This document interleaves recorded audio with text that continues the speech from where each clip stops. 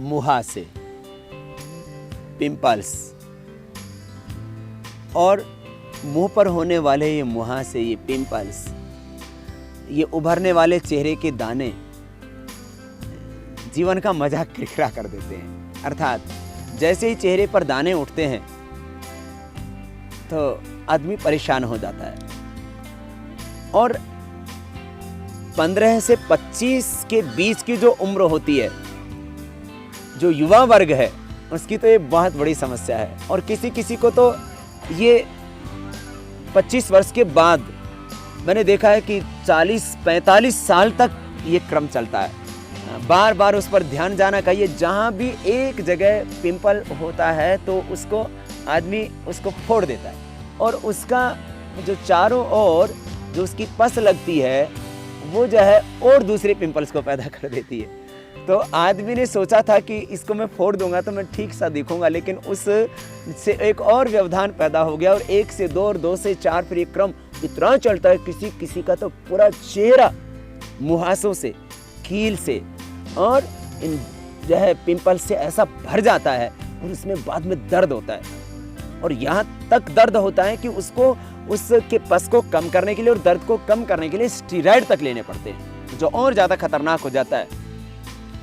कोई कहता है इसके लिए होम्योपैथी करो, कोई कहता है आयुर्वेद का उपचार करो, कोई कहता है इसमें आप नीम को पियो, कोई कहता है त्रिफला पियो। आदमी परेशान रहता है और वो सारे प्रयोग अपने ऊपर आजमाता है, और जैसे जैसे वो प्रयोग करता जाता है वो पिंपल्स और बढ़ते जाते हैं, और उससे चेहरा इतना बदसूरत सा हो जाता है कि आदमी को न घर में अच्छा लगता है, और ऑफिस में जब जाता है या वो कहीं पर यात्रा करता है, बस में बैठा होता है, ट्रेन में बैठा होता है, प्लेन में बैठा होता है, तो सभी लोग उसकी तरफ निहार रहे होते हैं। इसलिए नहीं कि वो बहुत खूबसूरत है, इसलिए कि ये आदमी जो है कुछ जम नहीं रहा है, माने उसके द्वारा अपने को भी बहुत आत्मग्लानि होती है। और युवाओं में ये समस्या बहुत ज़्यादा बड़े स्तर पर है। तो इसके लिए क्या करें आप? पहली बात, मुहासों का एक बड़ा कारण होता है तनाव। मुहासों का एक बड़ा कारण होता है ज़्यादा सोल्टी भोजन लेना। मुहासों का एक बड़ा कारण होता है बहुत ज़्यादा स्पाइसी भोजन करना और फास्ट फूड। और इसमें आजकल जो ज़्यादा चल रहा है, बाज़ार में चलते चलते जहाँ देखा वहीं गोलगप्पे गोल कर दिए, और समोसे जहाँ देखे वहाँ उसको खा लिया। और आजकल मसालों में शुद्धता नहीं रह गई है, और जिस तरह से आज हम मसाले खा रहे हैं, घर में अचार, और अचारों में भी सबसे ज़्यादा आम का अचार, इमली की खटाई। अचार खाना हो तो मेरे भाई नींबू का खा लेना, हरी मिर्च का खा लेना, कैर का खा लेना, जो राजस्थान में कैर टीट जो गोल गोल होता है, तो कैर का अचार, हरी मिर्च का अचार, नींबू का अचार, आंवले का अचार आप खाएं तो ज़्यादा नुकसान नहीं करेगा, बल्कि थोड़ा सा आपका डाइजेशन सिस्टम भी अच्छा रहेगा, स्वाद भी मिलेगा।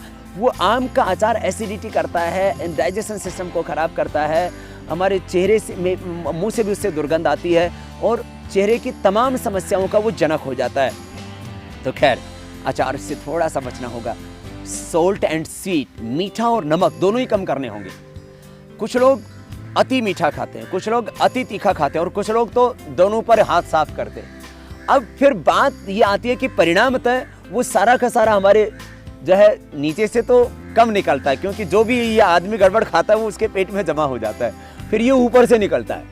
क्योंकि हमारे डाइजेशन सिस्टम में जो विकृति आएगी और वहाँ जो एक्सेस हीट होगा, हमारे शरीर में जितने भी ज़्यादा टॉक्सिन्स जमा होंगे, ऑक्सीजन जमा होंगे, वो फिर हमारे सर्कुलेटरी सिस्टम के माध्यम से हमारे शरीर के जो सॉफ्ट अंग हैं उन पर ज़्यादा प्रभाव डालेंगे। तो उससे क्या होगा? आपके होंठ फटने लगेंगे, उससे क्या होगा? आपकी आंखें लाल रहने लगेंगी, उससे ये होगा कि आपके चेहरे पर पिंपल्स आने लगेंगे। तो इसके लिए क्या करें आप थोड़ा सा अपनी दिनचर्या को, आहारचर्या को बदलें। सुबह उठ करके पानी पीना शुरू करें, और दिन में ज़्यादा पानी पिए। देखो, हम खाना ज़्यादा खाते, पानी कम पीते, जबकि होना ये चाहिए कि हमें खाना कम खाना चाहिए, पानी ज़्यादा पीना चाहिए।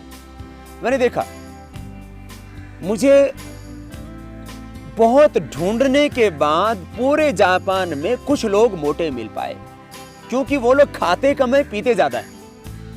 तो पानी की मात्रा ज़्यादा होगी तो हमारा पेट भी नहीं बढ़ेगा।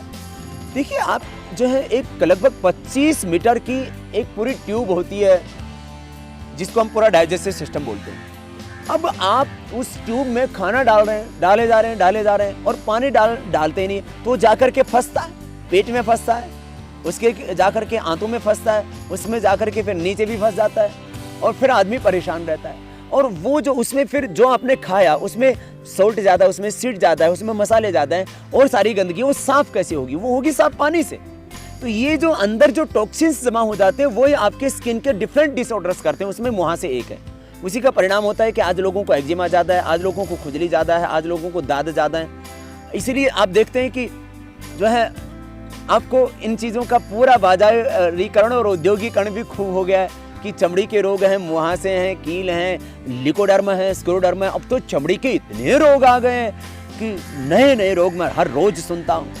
पहले चमड़ी के रोगों के नाम पर बस खाली यही सुना जाता था कि कोई थोड़ी फुंसी हो गई, लेकिन अब जो है पिंपल्स हो गए। लेकिन अब तो आप देखते हैं लिकोडर्मा बहुत तेज़ी से बढ़ रहा है, सोराइसिस बहुत ज़्यादा बढ़ रहा है, स्क्लेरोडर्मा एक बहुत खतरनाक रोग हो गया है और एक्जिमा भी बहुत तेज़ बढ़ रहा है और दाद और स्किन पर तरह तरह के धब्बे और जो है पूरी स्किन जो है खुरदरी सी, मतलब पूरा शरीर बेकार हो चुका है। इसका कारण है कि हम पानी कम पीते हैं, हमें पानी ज़्यादा पीना होगा। सुबह उठ करके 2 से 4 गिलास पानी रोज पिए, ये एक नियम बना लें। आंखों की सुरक्षा के लिए मुंह में पानी भर के छींटे मारना और पूरे शरीर की सुरक्षा के लिए पानी ज़्यादा पीना। जितना हम आहार पर ध्यान देते हैं उतना ही ध्यान हमें पानी पर देना चाहिए, लेकिन हम पानी पूरा पीते ही नहीं और उसी का परिणाम होता है हाई बीपी। पानी कम पीने का परिणाम होता है फिर किडनी स्टोन, गॉल स्टोन। पानी कम पीने का परिणाम होता है फिर हार्ट की प्रॉब्लम।